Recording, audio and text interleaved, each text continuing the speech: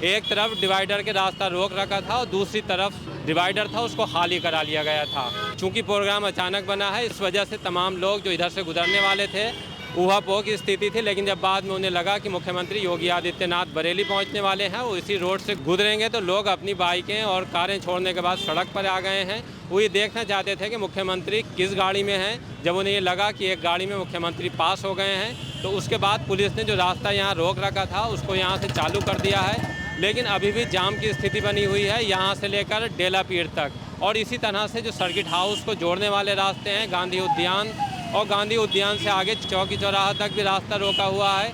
जब तक मुख्यमंत्री का काफिला आगे नहीं चला जाता, वो सर्किट हाउस में प्रवेश नहीं कर जाते, तब तक फोर्स को ये निर्देश हैं कि यातायात का जो मूवमेंट है उसको इस तरह से रखा जाए कि मुख्यमंत्री के काफिले में किसी तरह की कोई अड़चन पैदा नहीं हो, वो सकुशल सड़कों से पास हो सके। यहाँ से तमाम गाड़ियों का काफ़िला गुजरा है और जब ये लगा है कि मुख्यमंत्री यहाँ से चले गए हैं तो उसके बाद जिस जगह हम खड़े हैं फोर्स ने अब यातायात चालू कर दिया है। लेकिन चूंकि यातायात काफ़ी देर पहले रोक दिया गया था, इस वजह से जो वाहन हैं अभी पास नहीं हो पाए हैं। दूर तक वाहनों का काफ़िला है, लंबी लाइनें लगी हुई हैं। लोग अपनी गाड़ियाँ घुमाकर किसी भी तरह से यहाँ से निकलने में लगे हैं। देर शाम का वक्त है, ज़्यादातर लोग जो है अपने घरों को, चूँकि आज संडे है, कुछ लोग घूमने के लिए निकले थे। अचानक जब उन्हें पता लगा कि रास्ते बंद कर दिए गए हैं तो वो थोड़ा बेचैन भी हुए। लेकिन बाद में जब उन्होंने जानकारी की, कुछ लोगों ने हम ही से पूछा है कि क्या मामला है, तब उन्हें बताया गया कि मुख्यमंत्री योगी आदित्यनाथ बरेली आ चुके हैं और उनका काफ़िला यहाँ से गुजरेगा। तब लोगों ने राहत की सांस ली और वो खड़े होने के बाद मुख्यमंत्री का इंतज़ार करते रहे। और मुख्यमंत्री जब यहाँ से पास हो गए हैं तो देखिए अभी भी मेरे सामने अगर किस तरह से गाड़ियाँ यहाँ से पास कराई जा रही हैं, क्योंकि कुछ रास्ता जो है वो पुल के नीचे से आ रहे हैं वाहन और बहुत से वाहन पुल के ऊपर चढ़ रहे हैं। पुल के दोनों तरफ जो नीचे वाला रास्ता था उसको एक तरफ का रास्ता बंद कर दिया गया था, वो उस रूट को बंद किया गया था जिधर से मुख्यमंत्री का काफ़िला पास होना था। अब वो काफ़िला पास हो चुका है, लेकिन पुलिस को यहाँ मशक्क़त करनी पड़ रही है जाम खुलवाने के लिए, क्योंकि वाहन बहुत बड़ी संख्या में इकट्ठा हो चुके थे। उन वाहनों को निकालने के लिए पुलिस इस वक्त सड़कों पर है। यही नहीं बल्कि अगर आप थोड़ा आगे जाएंगे तो बरेली कॉलेज और बरेली कॉलेज से आगे गांधी उद्यान, और गांधी उद्यान से अगर हम थोड़ा और सर्किट हाउस पूरी तरह से इस वक्त कवर किया हुआ है। चप्पे चप्पे पर पुलिस फोर्स मौजूद है। एक तरह से सर्किट हाउस का इलाका छावनी बना हुआ है। मुख्यमंत्री सर्किट हाउस में रात्रि विश्राम करेंगे, उससे पहले वो कुछ भारतीय जनता पार्टी के नेताओं से मुलाकात करेंगे। बहुत से नेता उनके साथ ही साथ काफ़िले में थे। जिस तरह से काफ़िला पास हुआ है उसमें भाजपा नेताओं की गाड़ियां भी पीछे लगी दिखाई दे रही थी। अब वो मुख्यमंत्री थोड़ी देर विश्राम के बाद कुछ लोगों से बात कर सकते हैं, जब वो सुबह पीएम मोदी की अगवानी के लिए त्रिशूल हवाई अड्डे जाएंगे। एक चर्चा ये भी है कि मुख्यमंत्री सुबह में कुछ उद्घाटन कार्यक्रम कर सकते हैं, लेकिन प्रशासन को भी इस तरह का कोई कार्यक्रम सरकारी तौर पर नहीं मिला है। अभी तक का जो प्रशासन को कार्यक्रम मिला है वो इतना ही है कि मुख्यमंत्री हिंडन एयरबेस से चलकर बरेली त्रिशूल हवाई अड्डा आएंगे। त्रिशूल हवाई अड्डा से वो सर्किट हाउस जाएंगे। सर्किट हाउस में रात्रि विश्राम करेंगे और फिर सुबह में पीएम मोदी की अगवानी करेंगे। पीएम मोदी कल की धाम संभल जाने के लिए बरेली पहुंचेंगे।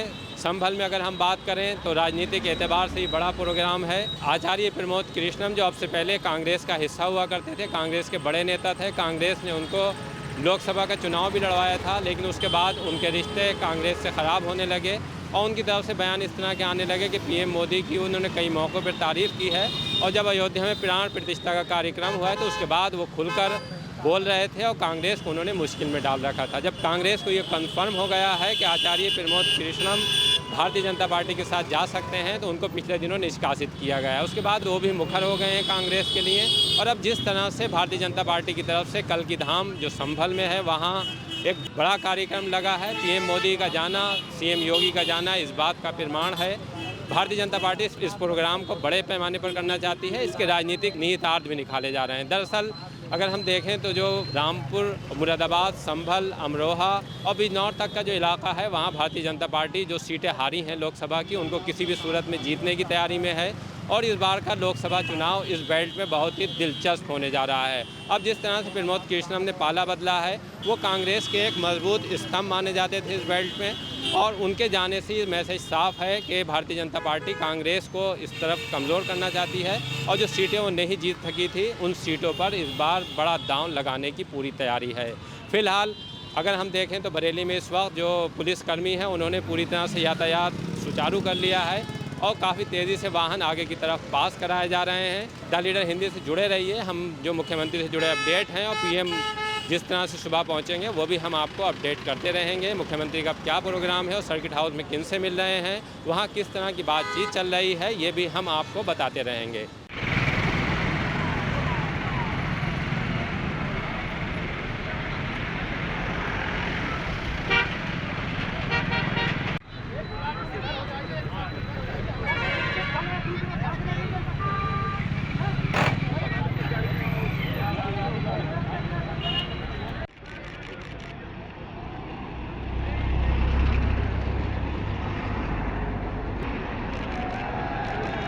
ये गए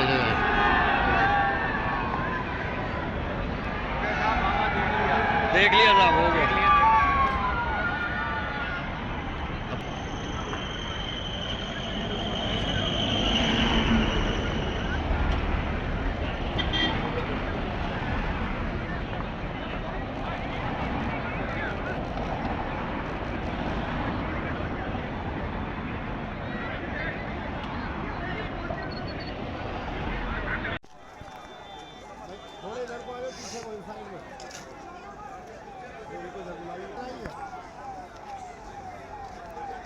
ये देखिए।